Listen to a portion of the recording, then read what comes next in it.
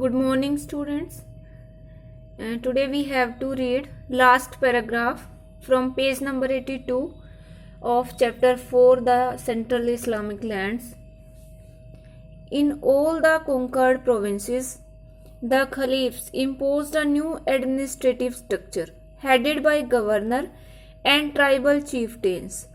सारे जो जीते हुए प्रदेश थे उनमें खलीफा ने क्या किया, एक नई शासन प्रणाली लागू कर दी जिसके हेड या जिसके अध्यक्ष जो थे वो गवर्नर होते थे या जो ट्राइबल चीफटेन्स होते थे यानी कि कबीलों के मुखिया को अशरफ कहा जाता था और गवर्नर को अमीर, वो उसके अध्यक्ष बनाए गए।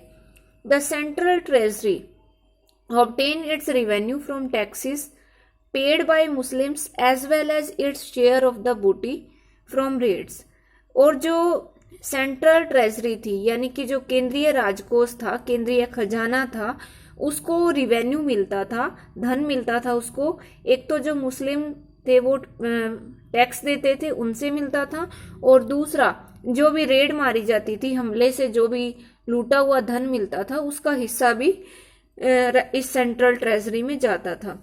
द खलीफा soldiers mostly Bedouins settled in camp cities at the edge of the desert such as Kufa and Basra to remain within reach of their natural habitat as well as the caliph's command। जो खलीफा के सैनिक थे ज्यादातर उनमें Bedouin थे। Bedouin जो थे वो एक नोमैड ट्राइब था यानी कि गुमंतु जाति थी एक। ये कैंप में शिविरों में सेटल हो गए थे डेजर्ट के किनारे पर जो शहर थे उनमें, और ये शहर थे कूफा और बसरा।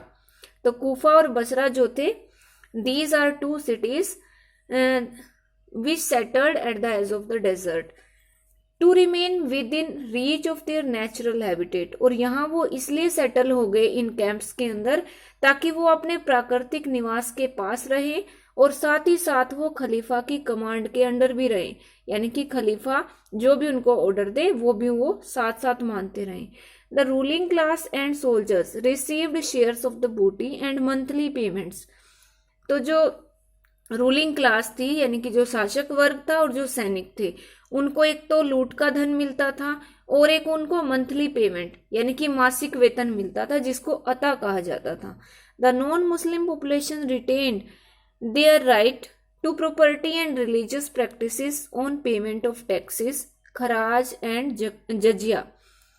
और जो नॉन मुस्लिम थे, जो गैर मुस्लिम जनसंख्या थी, जो मुसलमान नहीं थे, उनको अपने अधिकार बनाए रखने के लिए प्रॉपर्टी पे और जो धार्मिक क्रियाएं थी या अपनी धार्मिक क्रियाएं निभाने के लिए एक पेमेंट करनी पड़ती थी टैक्स के रूप में, और उस टैक्स का नाम था एक खराज और दूसरा जजिया। यानी कि ये मुस्लिमों को दोनों कर नहीं देने पड़ते थे, ये गैर मुस्लिमों के लिए थे खराज और जजिया। जो लोग खराज और जजिया देते थे गैर मुस्लिम, वही प्रॉपर्टी भी रख सकते थे और रिलीजियस प्रैक्टिसेस भी अपनी निभा सकते थे। Jews and Christians were declared protected subjects of the state. Jews यानी कि यहूदी और क्रिश्चियन ईसाई, इनको प्रोटेक्टेड सब्जेक्ट यानी कि संरक्षित लोग घोषित किया गया था राज्य के, and given a large measure of autonomy in the conduct of their communal affairs. जो उनके कम्युनल अफेयर्स मतलब जो सामुदायिक काम थे उनको पूरा करने के लिए उनको काफी ऑटोनॉमी दी गई थी। ऑटोनॉमी होती है स्वायत्तता, यानी कि अपनी मर्जी से कोई भी काम करना, तो उनको काफी ऑटोनॉमी दी हुई थी ये अपने कम्युनल अफेयर्स को पूरा करने के लिए। This is the map of central Islamic land. जो सेंट्रल इस्लामिक लैंड शुरू हुआ, सबसे पहले हजरत मोहम्मद ने इसको मक्का से इसकी शुरुआत की थी। मक्का में उनका विरोध हुआ तो वो मदीना चले गए थे। यहाँ से वो एक एडमिनिस्ट्रेशन पावर उभर कर सबके सामने आए और उन्होंने फिर मुस्लिम राज्य का विस्तार किया। बहुत सारे अपने फॉलोवर्स बनाए उन्होंने इस एरिया में। तो जो उनके अंडर सबसे पहले जो लैंड्स जो प्लेसेस आए, तो ये सारा जो ग्रीन कलर से इस मैप में दिख रहा है, जिसमें हिजाज, मदीना, मक्का, यमन, ये सारा जो प्रायद्वीप एरिया है अरब का, और ये थोड़ा सा हिस्सा यहाँ पर। फारस की खाड़ी के पास। सबसे पहले ये एरिया मुस्लिमों के अंडर आया। यहाँ से सबसे पहले जो फॉलोवर्स थे मोहम्मद के वो मुस्लिम बने।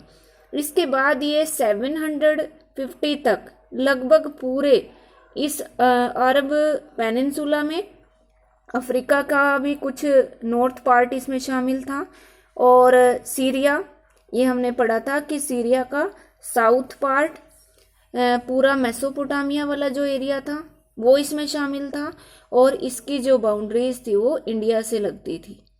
तो ये सारा जो है मुस्लिम एरिया 750 तक बन चुका था। मुस्लिम इस्लामी क्षेत्र इसको कहा जाता था। और इसमें देखो यहाँ पे ईरान, मेसोपोटामिया, इराक, सीरिया और ये पूरा अरब पेनिनसुला, ये सब इसमें शामिल है, और मिस्र का भी कुछ हिस्सा। तो ये इतना एक बड़ा विशाल साम्राज्य बन गया था, जिसके वेस्ट में बाइजेंटाइन साम्राज्य था, और यहाँ ईरान में ससानी, जो हमने कल पढ़ा था। तो यहाँ इन पे भी अधिकार हो गया था खलीफाओं के टाइम में, इन दोनों एरियाज पे। तो ये एक बहुत बड़ा एम्पायर खड़ा हो गया था।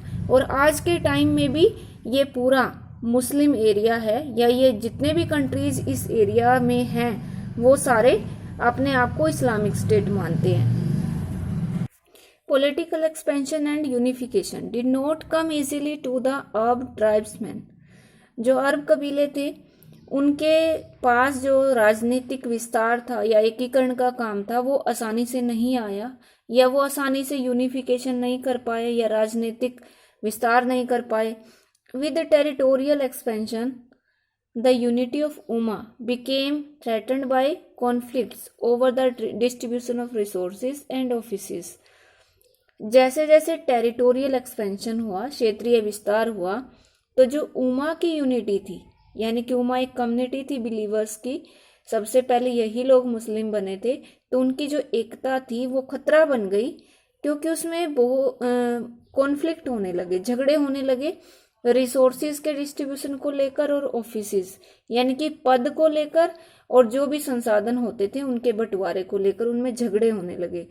The ruling class of the early Islamic state comprised almost entirely the Quraysh of Mecca. शुरुआत का जो इस्लामिक स्टेट की जो रूलिंग क्लास थी, शासक वर्ग था, उसमें सबसे ज्यादा कुरैश, मक्का के जो कुरैश कबीले के लोग थे वो उसमें शामिल थे। The third caliph Uthman also a Quraish.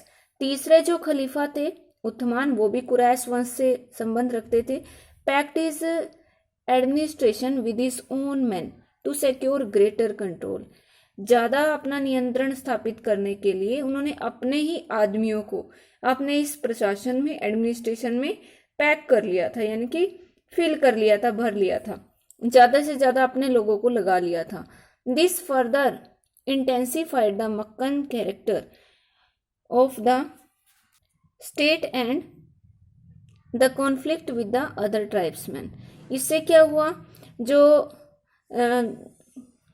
मक्कन character था, यानी कि मक्का का एक जो स्वरूप था, वो और भी पक्का हो गया इस राज्य का। And conflict with the other tribesman, और दूसरे जो कबीले थे उनके साथ झगड़े भी बढ़ गए। Opposition in Iraq and Egypt combined with opposition in Medina. Iraq और इजिप्ट में तो उसका विरोध हो ही रहा था, मदीना भी इसमें इस विरोध में शामिल हो गया। लेड टू द एसिनेशन ऑफ उथमान, और इसका परिणाम ये हुआ कि उथमान की एसिनेशन में हत्या कर दी गई।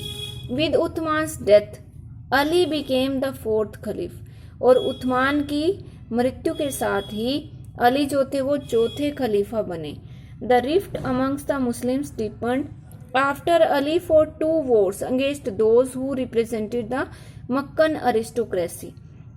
रिफ्ट होता है दरार, मुस्लिमों के बीच में दरार और भी गहरी हो गई जब अली ने 2 युद्ध लड़े उनके खिलाफ, जिन्होंने मक्का के जो अमीर वर्ग था उनको रिप्रेजेंट किया था, यानी कि उनका नेतृत्व जिसने किया था। Ali's supporters and enemies later came to form the 2 main sects of Islam, Shias and Sunnis। Ali के जो समर्थक थे और जो उसके शत्रु थे, उन्होंने 2 अलग अलग संप्रदाय बना लिए इस्लाम के, एक थे शिया और एक थे सुन्नी। ये शिया और सुन्नी आज के टाइम में भी दो अलग अलग सेक्ट हैं मुस्लिम धर्म में। Ali established himself at Kufa, Ali ने अपने आप को कोफा में स्थापित कर लिया। And defeated an army led by Muhammad wife Aisha in the battle of the camel, ऊंट की लड़ाई में मोहम्मद की पत्नी आयशा को उन्होंने हरा दिया। He was, however, not able to suppress the faction led by Muawiya, Muawiya एक नया वंश आ गया अब। तो जो मुआविया थे उनको, उनके गुट को वो दबा नहीं पाए। और ये मुआविया कौन थे?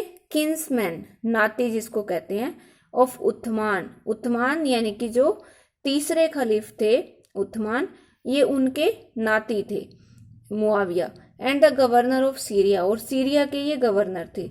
Ali's second battle at Siffin, northern Mesopotamia का पार्ट है Siffin, ended in a truce which split his followers into 2 groups.